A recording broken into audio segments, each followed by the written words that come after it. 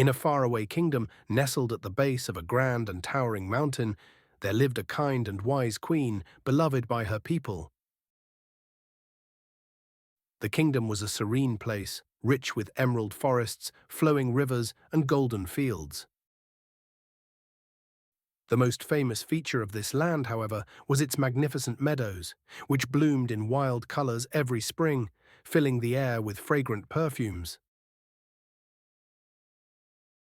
The fields seemed endless, with tall grasses swaying in the wind, and every flower imaginable, poppies, daisies, violets, and lilies, bloomed in abundance, creating a patchwork of beauty that stretched as far as the eye could see. The queen had a deep love for flowers, and every year, as the first buds of spring began to bloom, she would send her children, the royal children, a group of young princes and princesses, into the fields to pick the most exquisite flowers. The children would spend hours in the meadows, filling baskets with flowers of all colors, laughing and playing in the warm sun.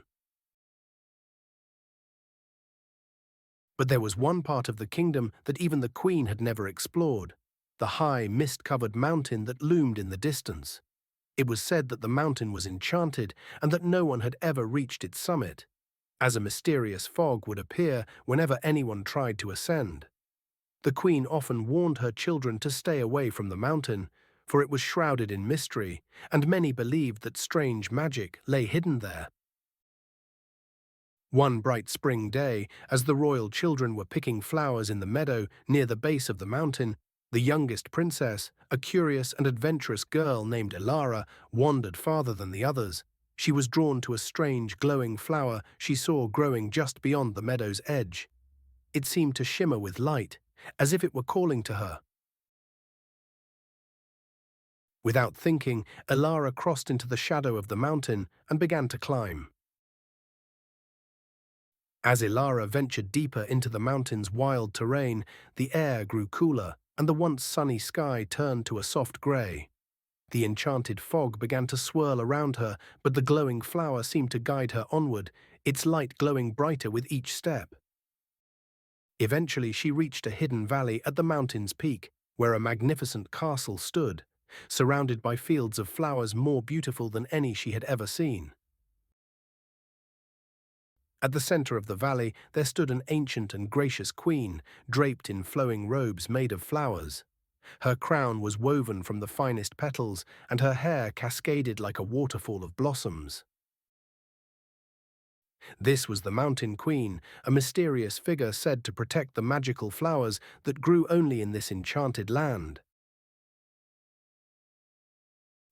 The Mountain Queen welcomed Elara with a gentle smile and told her the secret of the flowers.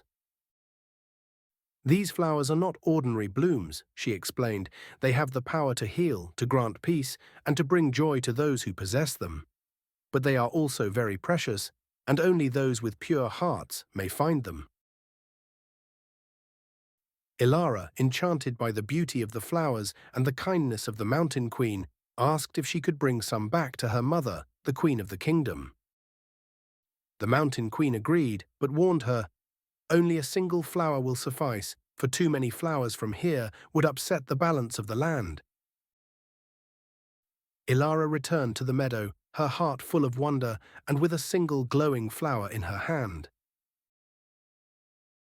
As she stepped back into the sunlight, the fog lifted and the mountain seemed to retreat behind her, as if it had never been there. When she returned to the palace, Elara showed the glowing flower to her mother, the queen, who marveled at its beauty.